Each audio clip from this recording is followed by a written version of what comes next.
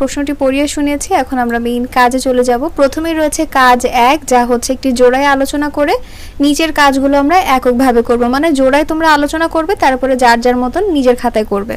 প্রথমে বলেছে তোমার প্রাত্যহিক জীবন থেকে বা চারপাশ থেকে বিভিন্ন কিছু সমস্যা খুঁজে বের করে একটি তালিকা তৈরি করো যেগুলো প্রতিকারের জন্য জনসচেতনতা প্রয়োজন।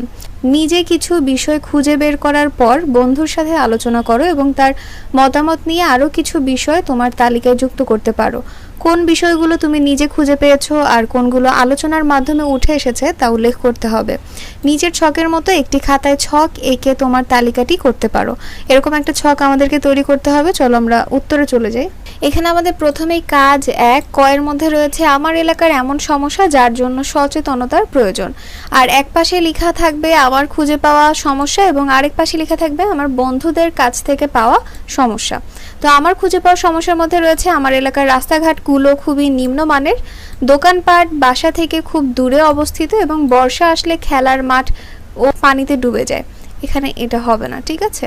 এরপরে রয়েছে যে বন্ধুর পাওয়া সমস্যা, তা হচ্ছে বাসা থেকে স্কুল খুব দূরে, তাদের বাসা থেকে স্কুলে হেঁটে যেতে হয় এবং এলাকায় গাছপালা খুবই কম, ঘরবাড়ি বেশি। এটা হলো আমাদের প্রথম যে কাজ 1-এর ক, সেটার উত্তর। এরপরে বলেছে এবার তালিকা থেকে দুটি বিষয় বাছাই করবে। বিষয় দুইটি এমন হবে যা সকলের জন্য প্রয়োজনীয় বলে তুমি মনে করেছো। এরপর বিষয় দুটি নিয়ে আলাদা আলাদাভাবে দুজনের সাথে দুটি সংক্ষিপ্ত কথোপকথন তৈরি করবে। কথোপকথন লেখার সময় নিচের নির্দেশনা অনুসরণ করবে, যেখানে একজন বয়োজ্যেষ্ঠ এবং একজন সমবয়সীর সাথে কথোপকথনের দুটি আলাদা নমুনা লিখতে হবে। সংলাপ লেখার সময় সর্বনাম ক্রিয়া শব্দের মর্যাদা রক্ষা করতে হবে এবং সংলাপ লেখার সময় প্রসঙ্গের মধ্যে থাকতে হবে। তাহলে চলো আমরা পরবর্তী কাজটা দেখে আসি। পরবর্তীতে আমাদের দুইটি কথোপকথন লিখতে হবে দুইটা বিষয়ের উপরে। তো আমাদের প্রথম বিষয় হচ্ছে আমার এলাকার রাস্তাঘাটগুলো খুবই নিম্নমানের। তো আমাদের যে কথোপকথন বা কনভারসেশন আমরা এভাবে শুরু করতে পারি। আমি শুভ সকাল, আপনি কেমন আছেন? বড় বোন বলছে শুভ সকাল, আমি ভালো আছি, তুমি কি নিয়ে ভাবছো? এরপর রয়েছে আমি, আমাদের রাস্তাঘাটগুলো নষ্ট হয়ে গেছে, রাস্তার মাঝে মাঝে গর্ত, এর কারণ কি আপনি বলতে পারেন? বড় বোন বলছে এর প্রধান কারণ হচ্ছে রাস্তাগুলো অনেক পুরনো এবং রক্ষণাবেক্ষণের অবহেলা। এরপরে আমি বলছি যে নতুন করে সংস্কারের পদক্ষেপ নিচ্ছে না কেন? বড় বোন তখন বলছে সংস্কারের দায়িত্ব প্রধানত থাকে এলাকার মেম্বার চেয়ারম্যানের হাতে, তাদের অবহেলার কারণেই এমনটা হচ্ছে। তখন আমি বলছিলাম যে তাহলে আমাদের এখন কি করা উচিত? তখন বড় বোন বলছে চেয়ারম্যানকে বোঝাতে হবে যে এই রাস্তাগুলো শিক্ষার্থী, বাচ্চা, বুড়ো ও সকল সাধারণ জনগণের জন্য কতটা গুরুত্বপূর্ণ। তখন আমি বলেছি যে আমরা কি নিজে থেকে কোনো পদক্ষেপ নিতে পারি না? তো তখন বড় বোন বলছে হ্যাঁ অবশ্যই, রাস্তার ছোট ছোট গর্তগুলো আমরা ভরাট করতে পারি, পানি নিষ্কাশনের ব্যবস্থা করতে পারি। তারপরে কনভারসেশন শেষ করা হলো, ধন্যবাদ, আমি চেষ্টা করব, এবং সর্বশেষ বোন বলেছে তোমাকেও ধন্যবাদ। তো এটা গেল আমাদের প্রথম সংলাপ, প্রথম একটা বিষয় নিয়ে। পরবর্তী যে দ্বিতীয় বিষয় তা হচ্ছে এলাকার গাছপালা কম, তা নিয়ে সংলাপ। আর এটা নিয়ে যে কনভারসেশন শুরু হয়েছে তা হচ্ছে শুভ সকাল, তুমি কেমন আছো? তখন সহপাঠীর সাথে এটা। তো সহপাঠী বলছে শুভ সকাল, আমি ভালো আছি, কিন্তু তুমি কি লক্ষ্য করেছো গতবারের তুলনায় এবছর অনেক তাপপ্রবাহ বেড়েছে? তখন আমি বলেছি যে হ্যাঁ আমি লক্ষ্য করেছি, কিন্তু সেটা গত বছরের তুলনায় বাড়েনি, গত 20 বছরের মধ্যে সর্বোচ্চ। সহপাঠী তখন বলছে তুমি কি এর কারণ বলতে পারো?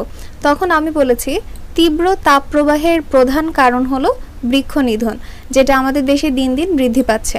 সহপাঠী তখন বলেছে যে তুমি বৃক্ষ নিধনের কারণ কি বলতে পারবে? তখন আমি বলেছি হ্যাঁ অবশ্যই, জনসংখ্যা বৃদ্ধি গাছ কাটার প্রধান কারণ।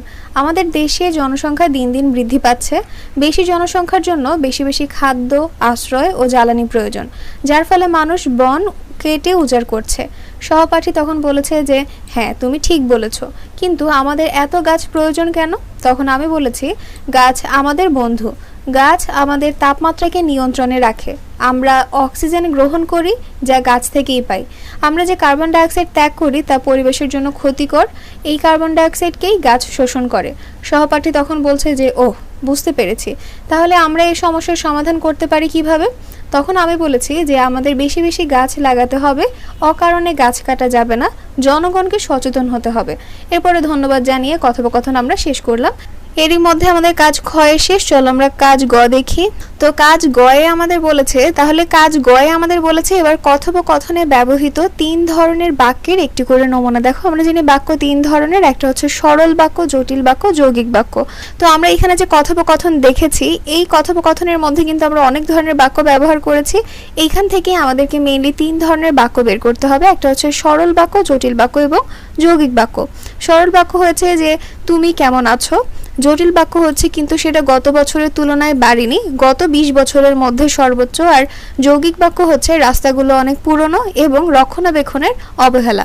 তো এই হচ্ছে তোমাদের প্রথম কাজ 1-এর ক, খ, গ এর উত্তর আমি দেখিয়ে দিলাম। পরবর্তী ভিডিওতে আমি কাজ 2 এর উত্তর খুব শীঘ্রই দেওয়ার চেষ্টা করব, তোমরা আমার সঙ্গেই থাকবে।